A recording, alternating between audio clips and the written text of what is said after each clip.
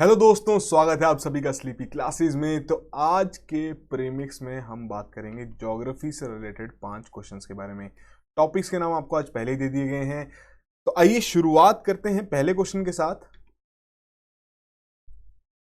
तो यहां पर बात हो रही है जी प्लेट टेक्नोलॉजी के बारे में। 2 स्टेटमेंट्स आपको दी गई हैं, पूछा जा रहा है इनमें से कौन कौन सी करेक्ट हैं। 4 कोड्स आपको प्रोवाइड किए गए हैं। आइए पहली स्टेटमेंट देखते हैं। पहले में कह रहे हैं एक नया सॉफ्टवेयर है जो कि गूगल द्वारा यहाँ पर तैयार किया जा रहा है कि वो मॉनिटर करेगा कि किस तरीके से हमारी टेक्टोनिक प्लेट्स मूव कर रही हैं। सेकंड में कह रहे हैं जो सॉफ्टवेयर होगा ये यूज करेगा मशीन लर्निंग का to achieve its objective. 2 statements यहाँ पर दी गई हैं आपको रिलेटेड टू दिस टॉपिक, और ये टॉपिक हमारा डेली न्यूज़ डिस्कशन में भी कवर हुआ है। तो आई होप आपने वो लेक्चर अटेंड किया हो।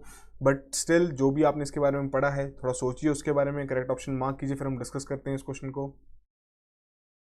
तो यहाँ पर जो पहली स्टेटमेंट में बात हो रही है कि एक सॉफ्टवेयर है, अब देखिए इतनी बात तो ठीक है, बट ये गूगल द्वारा तैयार नहीं किया जा रहा है और ना ही बेसिकली ये मॉनिटर करेगा आपकी टेक्टोनिक प्लेट्स की मूवमेंट्स को। हालांकि टेक्टोनिक प्लेट से रिलेटेड ही है, बट किस तरीके से रिलेटेड है वो हम देखते हैं। बट खास बात ये जो सॉफ्टवेयर है आपका मशीन लर्निंग का यूज़ करेगा, एआई का यूज़ करेगा ताकि अपने ऑब्जेक्टिव को पूरा कर सके। तो यहाँ पर आपकी सेकंड स्टेटमेंट ही करेक्ट ऑप्शन है। तो बेसिकली एक रिसर्च टीम है अर्थ बाइट रिसर्च ग्रुप की, जो कि यूनिवर्सिटी ऑफ सिडनी का है। तो उन्होंने यहाँ पर एक सॉफ्टवेयर तैयार करने की बात की है जिसका नाम है जी प्लेट्स, जो कि मॉडल कर सकता है अर्थ को 4 डायमेंशंस में, ताकि जो हमारे एंशियंट कॉपर डिपॉजिट्स हैं उन्हें यहाँ पर निकाला जा सके, डिस्कवर किया जा सके और उनकी माइनिंग की जा सके। तो बेसिकली जैसे कि हमने बात की मशीन लर्निंग का यूज़ करते हुए सॉफ्टवेयर, जितने भी आपके इस तरीके के कॉपर डिपॉजिट्स रहेंगे या फिर जो हमारा सबडक्शन जोन है उसका जो एवोल्यूशन का प्रोसेस है उससे यहाँ पर रिजॉल्व करते हुए और सिंप्लीफाई करते हुए इन कॉपर डिपॉजिट्स को निकालने में हेल्प करेगा। ठीक है जी। अब किस तरीके से काम करेगा कि जैसे भी आपका जो सबडक्शन जोन क्रिएट होता है जब आपकी एक प्लेट दूसरी प्लेट के नीचे चली जाती है और वहाँ पर आपके कॉपर डिपॉजिट्स पाए जाते हैं, इसको डिटेल में अगर आपको एक्सप्लेनेशन देखनी है तो हमारा डीएनडी का लेक्चर है, आप उसका लिंक देख सकते हैं स्क्रीन पर। तो इसी में डिटेल में ये चीज़ कवर हुई है, आप ज़रूर जाके इसको पढ़िए। ठीक है जी। कॉपर अब इंपॉर्टेंट क्यों है? अब देखिए क्लीन एनर्जी की जो टेक्नोलॉजीज हैं उसकी डिमांड बढ़ती जा रही है। अब डिमांड बढ़ेगी तो उससे रिलेटेड जितना भी रॉ मटेरियल रहेगा उसकी भी डिमांड बढ़ेगी। अब कॉपर एक एक्सीलेंट कंडक्टर माना जाता है आपके दोनों ही थर्मल इलेक्ट्रिकल एनर्जी का, तो इसीलिए अब इसकी भी डिमांड यहाँ पर बढ़ती जा रही है। तो इसीलिए हम कह सकते हैं कि इस तरीके के इनिशिएटिव्स भी लिए जा रहे हैं ताकि कॉपर की और ज़्यादा वहाँ पर माइनिंग की जा सके। तो इस डिटेल में समझने के लिए जैसे कि आपको बताया डीएनडी लेक्चर फॉलो कीजिए। अगले क्वेश्चन की ओर बढ़ते हैं जहां पर बात हो रही है केन बेटवा इंटरलिंकिंग प्रोजेक्ट के बारे में। 2 स्टेटमेंट्स आपने वहां पर दी हैं, पूछा जा रहा है इनमें से कौन कौन सी इनकरेक्ट हैं। 4 कोड्स आपको प्रोवाइड किए गए हैं, बहुत इंपॉर्टेंट टॉपिक है ये भी। तो पहली स्टेटमेंट में कह रहे हैं कि ये थर्ड प्रोजेक्ट है national perspective plan for interlinking of reverse का। सेकंड में कह रहे हैं इस प्रोजेक्ट के चलते जो आपका वाटर है बेटवा रिवर से ट्रांसफर किया जाएगा टू द कैन रिवर। तो इन दोनों रिवर्स के बारे में तो आपने जरूर सुना होगा और यही दोनों आपके इस प्रोजेक्ट में भी इंक्लूडेड हैं। तो 2 स्टेटमेंट्स दी गई हैं इस प्रोजेक्ट से रिलेटेड, आपने जरूर इसके बारे में करंट अफेयर्स जब आप रिवाइज करते हैं तो जरूर कहीं ना कहीं इसके बारे में पढ़ा होगा। वीडियो पॉज कीजिए, करेक्ट ऑप्शन मार्क कीजिए, फिर हम डिस्कस करते हैं इस क्वेश्चन को। तो यहां पर अगर आप देखें दोनों ही स्टेटमेंट्स आपकी गलत हैं। ठीक है जी। क्यों गलत है? पहली बात तो ये थर्ड प्रोजेक्ट नहीं, ये फर्स्ट प्रोजेक्ट है। ये बहुत इंपॉर्टेंट रहते हैं कि national perspective plan for interlinking of reverse है क्या चीज़, क्या इसका ऑब्जेक्टिव है, क्या ये यहाँ पर अचीव करना चाहते हैं। तो नाम से ही क्लियर हो रहा है कि रिवर्स को इंटरलिंक करने की बात की गई है। अब आपके लिए होमवर्क क्या है, कमेंट बॉक्स में बताइए कि इस प्लान को कौन सी एजेंसी इंप्लीमेंट कर रही है। मिनिस्ट्री ऑफ जल शक्ति की कौन सी एजेंसी है जो कि इस प्लान को इंप्लीमेंट कर रही है यहाँ पर। सेकंड में जो बात हो रही है कि इस प्रोजेक्ट के चलते बिल्कुल सही बताया गया है कि वाटर तो ट्रांसफर किया जाएगा, बट ये बेटवा से कैन में नहीं किया जाएगा, ये आपका कैन से बेटवा में किया जाएगा। ठीक है जी। आइए एक्सप्लेनेशन देखते हैं। फैक्चुअल नेचर का क्वेश्चन था, स्ट्रेट फॉरवर्ड फैक्ट बेस्ड यहाँ से आपसे यहाँ पर चीजें पूछी गई थी। जैसे कि हमने बात की इस प्रोजेक्ट के चलते आपका कैन रिवर का जो वाटर रहेगा वो ट्रांसफर किया जाएगा टू द बेटवा रिवर। दोनों ही यमुना की ट्रिब्यूटरीज हैं। तो यहाँ पर जो हमारी यूनियन जल शक्ति मिनिस्ट्री है उनका यहाँ पर ये मानना है, उन्होंने एक्सपेक्टेशंस लगाई हैं कि ये एनुअल इरिगेशन प्रोवाइड करेगा of around 10.62 lakh hectares, drinking water supply of about 62 lakh people and also generate 103 megawatt of hydro power. ठीक है जी। किस तरीके से किया जाएगा, जैसे कि आप यहाँ पर देख सकते हैं इमेज में कि ये रही आपकी कैन रिवर, और ये रही आपकी बेटवा रिवर। तो इस तरीके से यहाँ पर इंटरलिंकिंग की जाएगी। अब इस इंटरलिंकिंग के चलते जो आपके ये छतरपुर वाला रीजन है, ठीक है जी, फिर आपका टिकमगढ़ वाला रीजन है, कि ये काफ़ी ड्रॉट प्रोन रीजन्स माने जाते हैं। तो अगर ये रीजन ड्रॉट प्रोन है और इस तरीके की इंटरलिंकिंग वहाँ पर की जा रही है, तो ये प्रोजेक्ट इन रीजन्स के लिए बहुत ज़्यादा बेनिफिशियल रहेगा, ठीक है जी। और यही आपके जितने भी इस प्लान के अंदर लिंकिंग की जाएगी, जितनी भी रिवर्स की लिंकिंग की जाएगी, तो मोस्टली इसी तरीके से की जाएगी कि जो बीच का आपका ड्रॉट प्रोन रीजन रहता है, जहाँ पर बारिश इतनी नहीं होती, पानी की अवेलेबिलिटी इतनी नहीं रहती, और वहाँ की जो हम इसे एग्रीकल्चर सेक्टर है वो इतना आगे नहीं बढ़ पाया है, तो उन रीजन्स के लिए ये काफ़ी वरदान का रूप साबित करेगा ये प्लान, ठीक है जी। सिंपल सा क्वेश्चन था, करंट अफेयर रिलेटेड क्वेश्चन था। इस तरीके के जितने भी प्रोजेक्ट्स हैं इन्हें जरूर अपने नोट्स में कंपाइल कीजिए। क्वेश्चन आपको यूपीएससी किसी भी तरीके से पूछ सकता है। अगले क्वेश्चन की ओर बढ़ते हैं। बहुत ही सिंपल सा क्वेश्चन पूछा गया है, सुमेरु वॉल्केनो इनमें से कौन सी कंट्रीज में लोकेटेड है? 4 ऑप्शन दी गई हैं, Indonesia, Malaysia, Singapore and Maldives. बहुत ही सिंपल सा straight forward fact based question है। आज का जो हमारा 2 मिनट्स वाला लेक्चर था, जो कि आपका मैपिंग बेस्ड, जिसमें टॉपिक्स डिस्कस किए गए हैं आपके वॉल्केनोज से रिलेटेड, वहीं से आपके लिए क्वेश्चन पूछा गया है। बहुत सिंपल सा क्वेश्चन है। वीडियो पॉज कीजिए, करेक्ट ऑप्शन मार्क कीजिए, फिर हम कुछ चीज़ें डिस्कस कर लेते हैं। तो यहाँ पर आपकी करेक्ट ऑप्शन है इंडोनेशिया। तो देखिए, इस तरीके के जितने भी वॉल्केनोज रहते हैं जो कि टाइम एंड अगेन एक्टिव हैं, ठीक है जी, काफ़ी समय से एक्टिव हैं, और हम ये एक्सपेक्टेशन लगा सकते हैं कि अगर वो पिछले 2-3 सालों से एक्टिव हैं तो कहीं ना कहीं आपके लिए एग्जाम पॉइंट ऑफ व्यू से वो इंपॉर्टेंट है। उससे रिलेटेड कुछ कुछ फैक्ट्स आपको पता होने ज़रूरी हैं कि किस तरीके का वॉल्केनो है, क्या उसकी हाइट है, कौन सी लोकेशन है, आसपास और कौन कौन से वॉल्केनोज है। क्वेश्चन आपको किसी भी वे में पूछा जा सकता है, ठीक है जी। तो ये बेसिक डिटेल्स जो आपको यहाँ पर दी गई हैं इन फैक्ट्स से रिलेटेड, हाइट के बारे में बता दिया गया है, या आपका एक्टिविटी के बारे में बताया गया है, कब से कंटिन्यूसली एक्टिव है, साथ के साथ हाईएस्ट माउंटेन है आपके on the island of Java. तो इस तरीके के जो फैक्ट्स रहते हैं ये आपके लिए एग्जाम पॉइंट ऑफ व्यू से बहुत इंपॉर्टेंट है। और इससे रिलेटेड सुमेरु वॉल्केनो आपका लास्ट ईयर भी एक्टिव था, रिसेंट भी एक्टिविटी पाई गई है जुलाई के महीने में भी। हालांकि इतनी हम कह सकते हैं हाई इंटेंसिटी की एक्टिविटी नहीं थी, बट स्टिल कंसिडरेबल एक्टिविटी है जो कि कवर की जाती है न्यूज़ द्वारा। तो आपको क्या करना है कि इस तरीके की जितने भी इंपॉर्टेंट एक्टिविटीज़ हैं ज्योग्राफी पॉइंट ऑफ व्यू से, उनको अलग से अपने नोट्स में कंपाइल कर लीजिए। डीएनडी का लेक्चर हमारा जाता है, 2 मिनट सीरीज हमारी चल रही है, जिसमें आज आपके सारे वॉल्केनोज भी डिस्कस किए गए हैं, लिंक आप देख सकते हैं। तो इसी तरीके से अगर आप मैपिंग बेस्ड क्वेश्चंस को अपने कवर करते रहें, जो कि हम शुरू भी कर रहे हैं, तो काफ़ी इजी हो जाएगा आपके लिए प्रीलिम्स के टाइम कि आप फाइनल रिवीजन दें, और जब भी आपको इस तरीके का क्वेश्चन आए बहुत इजीली आप वहाँ पर अच्छा अटैम्प्ट इस क्वेश्चन को दे सकें, ठीक है जी। और ये रही इसकी लोकेशन। अब यहाँ पर आपके बहुत सारे वॉल्केनोज लोकेटेड हैं जो कि आज हमारे सुबह लेक्चर में भी कवर हुए हैं, जाइए ज़रूर देखिए उस लेक्चर को। आइए अगले क्वेश्चन की ओर बढ़ते हैं। अब यहाँ बात हो रही है ओशियन मैपिंग के बारे में। नाम के बारे में तो ज़रूर सुना होगा, इस टर्म के बारे में आपने।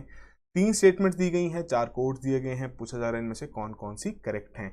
तो पहली स्टेटमेंट देखते हैं, बात हो रही है बैथोमेट्री के बारे में, कि ये मेजरमेंट है of the shape and depth of the ocean floor.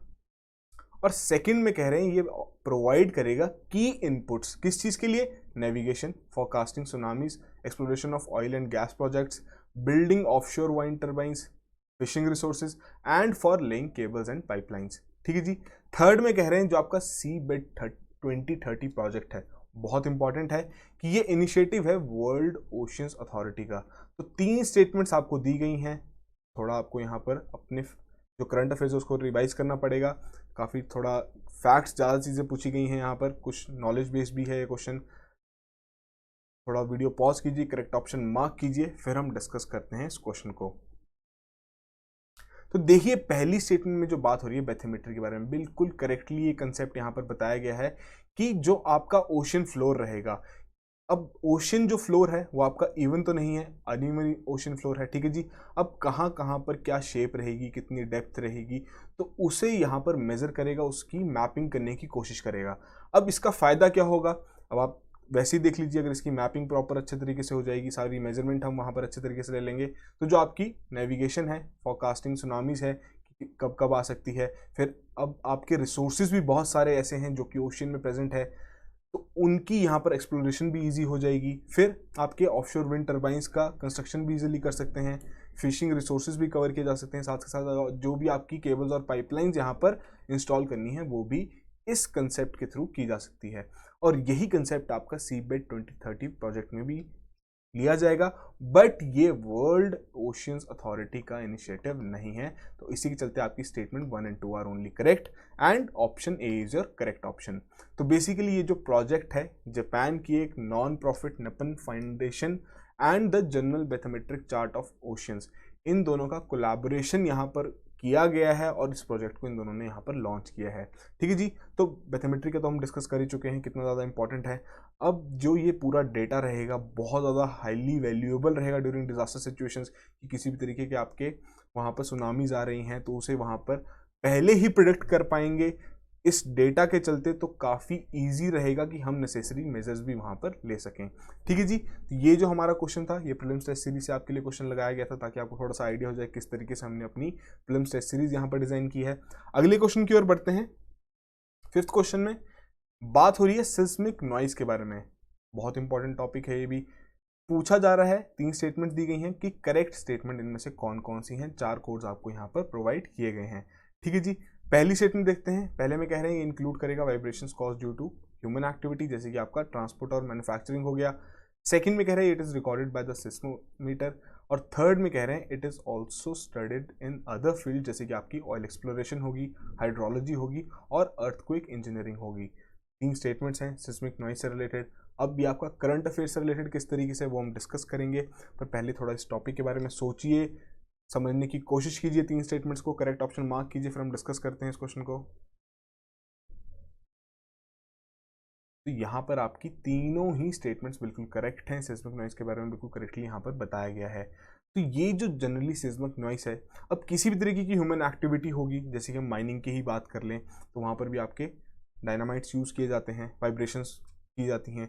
तो जनरली जितनी भी आपकी वाइब्रेशन जो कि ह्यूमन एक्टिविटी की वजह से हो रही हैं, मैन्युफैक्चरिंग की वजह से हो रही हैं, आपकी इंडस्ट्री सेटअप की जाती हैं, हैवी मशीन्स वहाँ पर रन होती है, तो कहीं ना कहीं उसका अर्थ पर इम्पैक्ट पड़ता है। ट्रांसपोर्ट इतना आपका चलता है। आप रेलवे सेक्टर के बारे में ही देख सकते हैं, जो हमारी रेलवे फैसिलिटी है, जब आपकी ट्रेन मूव करती हैं तो किसी न किसी तरीके की वाइब्रेशंस वहाँ पर प्रोड्यूस होती हैं हमारी अर्थ सरफेस में। तो ये जो वाइब्रेशंस हैं इन्हें ही हम सिस्मिक नॉइज कहते हैं।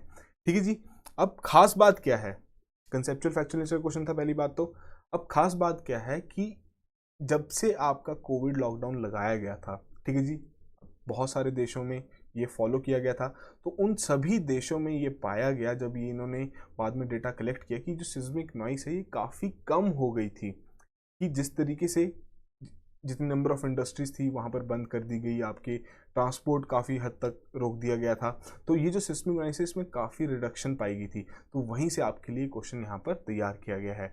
ठीक है जी, जैसे कि हमने बात की, जो आपका सिस्मोमीटर रहता है उसके द्वारा ये रिकॉर्ड की जाती है, साइंटिफिक इंस्ट्रूमेंट है जो कि ग्राउंड मोशंस को, जो कि जनरली आपके अर्थक्वेक्स या फिर वॉल्केनिक इरप्शंस और एक्सप्लोजन्स की वजह से होती हैं, उसे रिकॉर्ड करता है। तो ये अनवांटेड कंपोनेंट रहता है उस सिस्मोमीटर का। ठीक है जी, यहाँ पर आपकी ये जो नॉइस है, सिस्मिक नॉइस है, ये इसे भी कैप्चर कर लेता है। हालांकि जो इसका मेन पर्पस है सिस्मोमीटर का, वो आपके अर्थक्वेक हो गए, वॉल्केनिक इरप्शंस हो गए और एक्सप्लोजन्स, उन्हें रिकॉर्ड करने का रखा गया है। ठीक है जी, फिर जो हमने बात की बेसिकली बेल्जियन स्टडी थी, जिन्होंने ये देखा कि आपकी जब कोविड लॉकडाउन मेजर्स लगाए गए उसके चलते जो हमारी अर्थ क्रस्ट है वहाँ पर आपकी रिड्यूस्ड लेवल ऑफ वाइब्रेशन पाई गई हैं। ठीक है जी, तो इस तरीके के जितने भी कॉन्सेप्ट्स हैं मैंने पहले भी डिस्कस किया था। कोविड-19 बहुत इंपॉर्टेंट होने वाला है इस साल के पेपर में। काफ़ी चीज़ें, ना ही सिर्फ आपकी जोग्राफी पॉइंट ऑफ व्यू से, पॉलिटी से भी, इकॉनमी से भी, एनवायरनमेंट से भी, तो ये सभी कंपोनेंट्स आपको यहाँ पर प्रिपेयर करने ज़रूरी हैं। क्वेश्चन आपको किसी भी तरीके से पूछा जा सकता है। हॉट शॉट टॉपिक है, कोशिश कीजिए हर एक एस्पेक्ट को यहाँ पर कवर कर सकें। ठीक है जी, तो ये थी बेसिक्स डिटेल्स हमारे आज के 5 क्वेश्चन से रिलेटेड। आई होप आप में से सभी ने 5 आउट ऑफ 5 यहाँ पर स्कोर किया हो, बट स्टिल जो भी आपका स्कोर रहा है कमेंट बॉक्स में ज़रूर मेंशन कीजिए। और जो हमारी प्रीलिम्स टेस्ट सीरीज़ हैं वो भी आपकी लाइव है, उसकी डिटेल्स आप वेबसाइट पे जाके चेक कर सकते हैं। अगर आपकी क्वेरीज हैं आप हमें कॉल भी कर सकते हैं। ठीक है जी, तो जाने से पहले एक और पीस ऑफ इन्फॉर्मेशन, हमारे बैच 4 के कोर्सेज लॉन्च कर दिए गए हैं। 31 जुलाई लास्ट डेट है, एक ही हफ्ता बचा है एनरोलमेंट का। 2 अगस्त से क्लासेस शुरू हो जाएंगी। सबसे पहले आपका प्रीलिम्स मेंस बैच जो कि आपका जीएस के लिए, sociology optional batch, then comes your PSR batch, और फिर आपका एसए बैच है जो कि मेंस आंसर राइटिंग के लिए बहुत ज़्यादा इंपॉर्टेंट है। ठीक है जी, सभी क्लासेस जैसे कि बात की 2 अगस्त से शुरू हो जाएंगी। वेबसाइट का लिंक आपको यहाँ पर दिया गया है, जितनी भी नेसेसरी डिटेल्स हैं सभी आपकी इस वेबसाइट में हैं। आपकी कोई भी क्वेरीज हो आप हमें कॉल कीजिए, हम कोशिश करेंगे आपकी सभी क्वेरीज को यहाँ पर रिजॉल्व करने की। ठीक है जी, so that will be all the very best and have a good night.